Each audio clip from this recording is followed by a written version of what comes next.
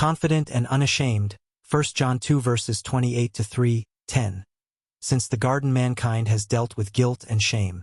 All of us have made more than our share of mistakes, faced the consequences of hasty words, had to go back and try to make things right. We know how ugly we can be if we're not careful. We feel helpless sometimes, prisoners to our failures, but we're not. We do have help, and it's more than just a fireproofing prayer. When we get Jesus finally and fully involved, he begins to deal with the source of our problem, us. He begins to show us a better way of doing things. He inspires us to ask the question, what if we did do it his way? And choice by choice we begin to look sound and act more like him.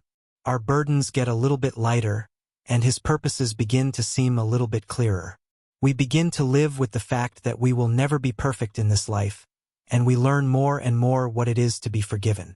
We learn that we may not be able to trust ourselves, but we also learn that we can trust him. Does this suddenly make life easy? Of course it doesn't. Life has its unpleasant curves and death valley experiences. We still have an adversary that loves to point out our failures, loves to remind us of our weaknesses, loves to try to get us to trade in our faith walking for a system of works. Our adversary loves to get us to jump on fad doctrines and get us arguing among ourselves over minuscule details instead of building each other up with the life-changing gospel.